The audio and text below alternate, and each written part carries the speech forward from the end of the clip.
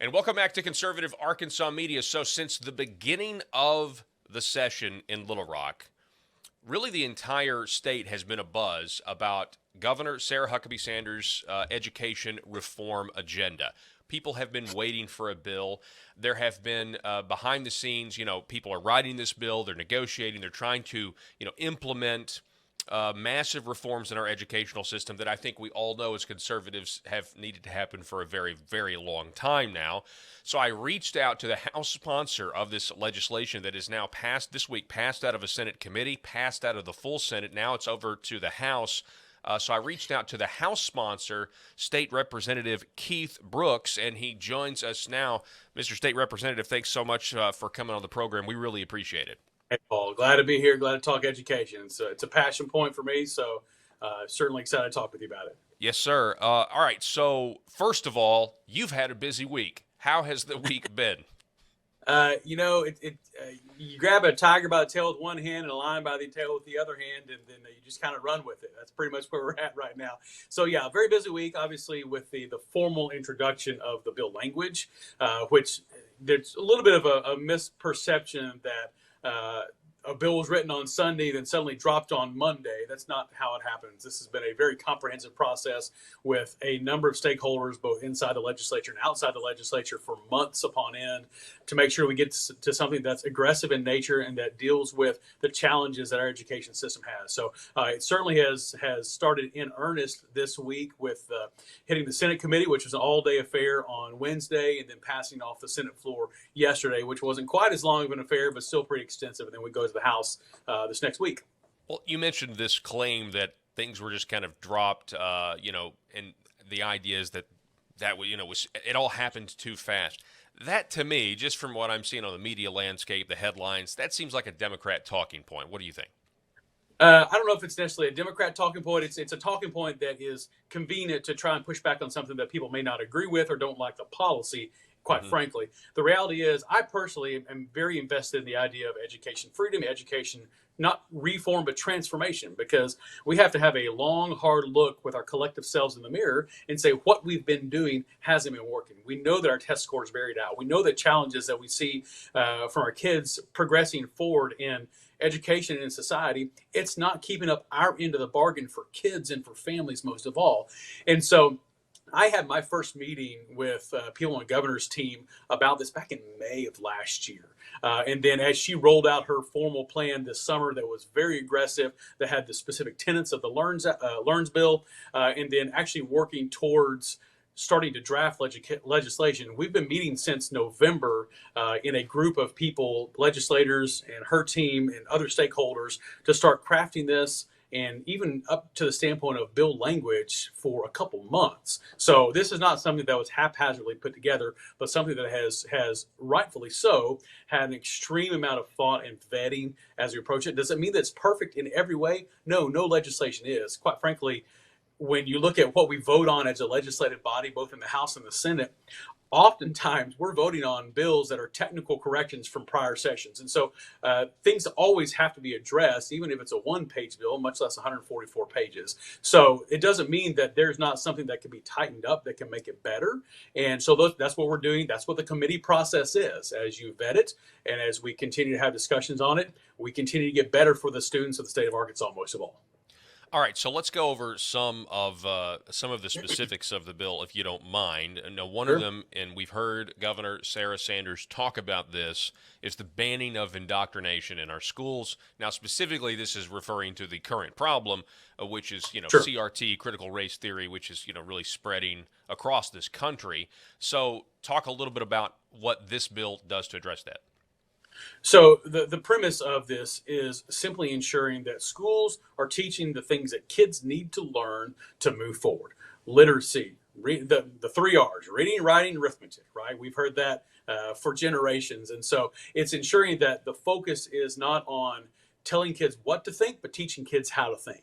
And this is not a running away from history. Goodness gracious, we've got some ugly parts of our history, not just in the United States, but in the state of Arkansas, that are being dealt with and should continue to be dealt with on a very real level within our school system. We need to teach about slavery. We need to teach about the Little Rock Nine. My dad was a classmate of the Little Rock Nine at Central High School. Those were his friends. Those were the neighborhood kids. And so we need to teach about the challenges, the Lane Massacre. Let's dive deep into that because it's a part of history. And if we teach history, it helps us not repeat it. And so this is not about telling someone what they're going to think from any standpoint, but just teaching the historical facts of where we've been. And so what this bill does is it says, you know, you're not going to, I guess the word is indoctrinate, but you're not going to teach something that gives an opinion that's not based in fact. You're going to teach the historical facts of what we've dealt with as a nation, and then let's deal with those so that we don't move forward so we move forward in a way that honors the past and changes the future where it needs to be changed. So the next portion of the bill, and I've been reading this and reading news reports, talk about the voucher system and how that's going to work. I've been covering the Arkansas legislature for a long time now, and the idea of school choice, even among some Republicans, it's been a very difficult needle to move. There's been some incremental legislation, but talk about what this bill does in terms of school choice and vouchers. Sure. And so, you know, the idea of educational freedom, which, you know, there's a lot of different terms, vouchers, educational freedom, school choice, those types of things. The idea has been around for some time nationally. But here in Arkansas, you know, there's been a little bit of movement made over the last 10 to 12 years, but not much up until last session. I think last session we passed the first real substantive school choice piece of legislation that had passed within about the last 3 or 4 legislative sessions, where we had the Philanthropic Investment in Arkansas Kids Act, which was just a tax credit scholarship that gave up to $2 million of tax credit ability for low-income kids to be able to take advantage of a private school option, should that be best for them and their family. What we're doing now is we're saying the reality is all kids deserve a choice. All kids deserve the chance to go to the school that best meets their needs. You know, we've got a school system that oftentimes has taken this round hole, and we've taken kids that are square shaped, and I'm a square shaped kid myself. So we've taken kids that are square shaped and triangle and pentagon and all these different shapes, and we wanted to beat it hard into that round shaped hole. And when it doesn't work, we just get a bigger mallet. And so the reality of this is saying, parents, you should be at the forefront of the table in what your kids' educational options are. And let's figure out that what works for child A may not work for child B. However, both of those children should still have the option and the opportunity to have the best chance at success. And that's what the educational freedom accounts are doing. It's giving our children the best chance at success. We know the data says children and families are still going to choose their local public schools almost exclusively. When you look at the other choice programs across the United States, and even very widespread things like the Hope Scholarship in West Virginia, children still choose their local public school if it's the best option. We just want to say that should that not be the best option for a student or a family, they've got the chance to take up to 90% or 90% of the foundation funding, and it follow the student. So that's funds following the student, not systems. And I think that's great. And this has been a basic principle of a conservative way of looking at things for a very long time, and that giving people the freedom or choice, whatever you want to call it, it's about freedom, and that's going to make everything better, or certainly going to get better outcomes. And it's time we try something new, because we've tried it the other way for a very, very long time. Right. So on the vouchers, what about homeschoolers? What can you tell us? Does this bill do anything to affect homeschoolers if they don't go into the system and try to get the money for their child?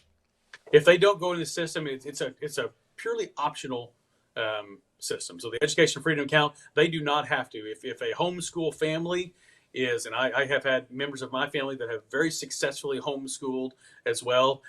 If a family is currently homeschooling and they want to keep it as is, because quite frankly, they get outstanding results. We know that as a clear baseline. But if they want to continue doing the way that they're doing it right now, and just say, you know what, we don't want to opt in, hands off. Nothing's happened. Nothing changes from where you are right now. should a family say, you know what, there's a great opportunity there. This might help the educational needs of my child, or maybe that family has some therapy needs. Maybe they have some educational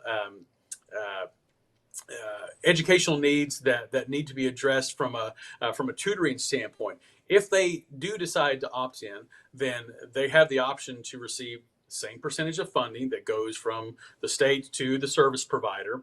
The only requirement there is that there's an annual exam. And that annual exam doesn't have to be a scary thing. It is the way that the language reads in the bill. There's the apologize, I had a low battery No, low I battery understand. thing show up on my screen there, so I apologize for that. Anyways, there's the need for, or there's the state tests that are currently given out, or any nationally recognized norm referenced exam.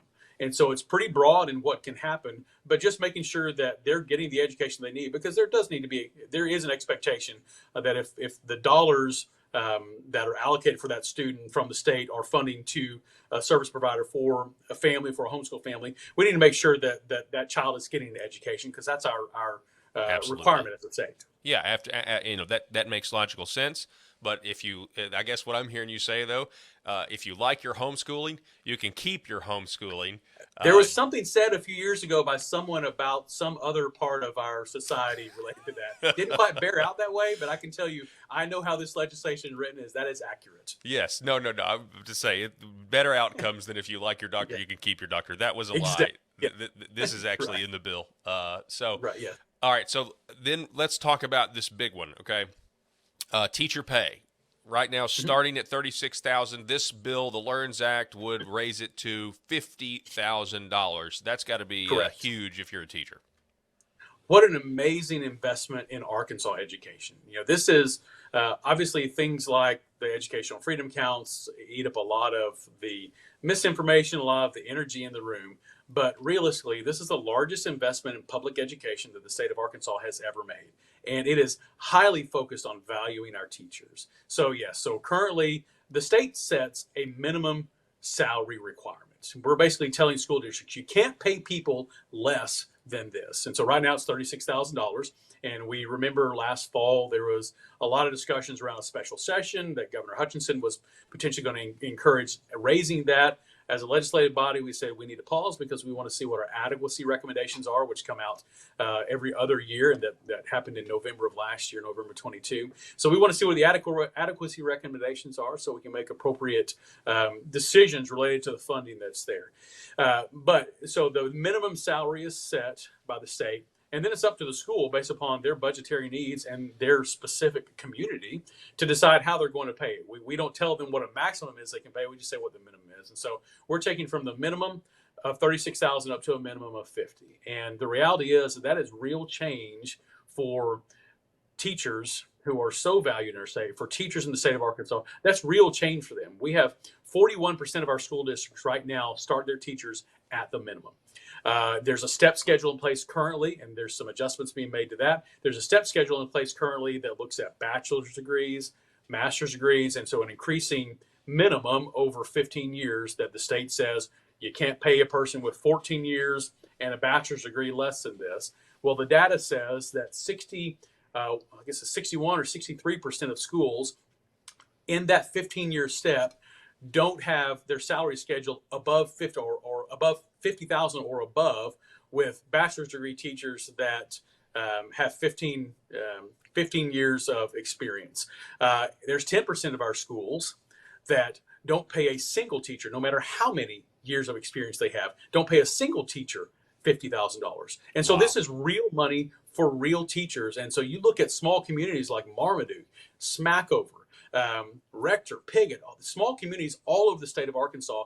These are real dollars that are going to flow into families and are going to flow into communities that are going to have a generationally positive impact for them. Okay, so a political question about this, because I've covered this for a while, and I know when there's a change in specifically education. My wife used to be a teacher before she started homeschooling our daughter, and what would happen is the teacher's lounge, there would be, I don't know, I mean, the superintendent doesn't like the bill. It filters through the principals. It ends up in the teacher's lounge. and she comes home and is saying, "Hey, this bill is going to destroy the education system in Arkansas." Right. There does, which was ridiculous, but this is what I would hear, and I would say, actually, no, that's propaganda. So I think we have a situation where they don't like change, or a lot of people don't like change. What are you doing? I mean, now that this has passed the Senate committee, it's passed the Senate House. It's now on, or the Senate floor. Now it's going to the House and the committee, and now I would kind of think that the opposition to this is really going to intensify.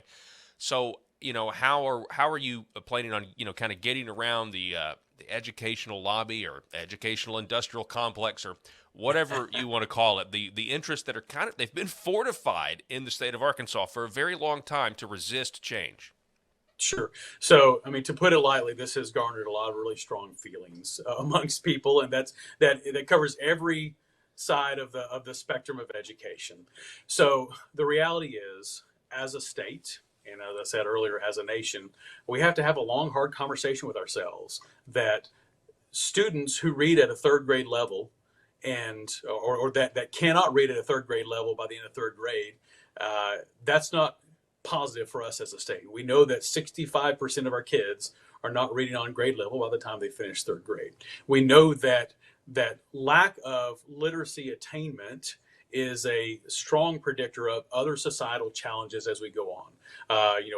Disciplinary issues, prison populations, all these things like that. So we have to get it right. We have to get it right because that's a commitment that we have as a state to our students, that we're going to get it right for you. And so anytime there is aggressive change, man, that's uncomfortable, right? And that's just the nature. If when my kids were young, if we changed what they had for breakfast, they freaked out. If they were used to having Cheerios every day and they loved their Cheerios, and I got some cornflakes and tossed it out there one morning, I mean, the world could possibly end. So when change happens, it's not a comfortable thing. I get it.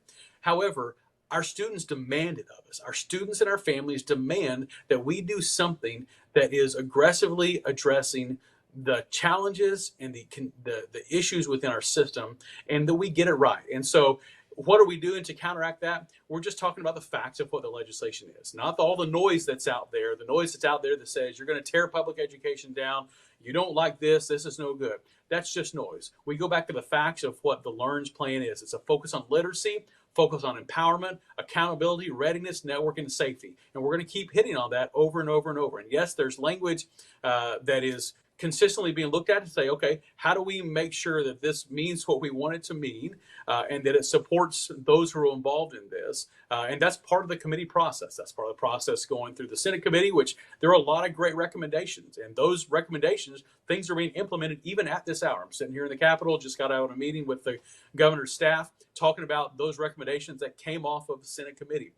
As we go through the weekend, my phone has not stopped ringing this morning. I think I got my first text message about 5:15 this morning, and that's every day. And I'm talking late into the night with people. So we're taking input and feedback to make sure we get it right. But again, that's what the legislative process is. There was a net metering bill which caused a lot of consternation here at the Capitol in the last few days.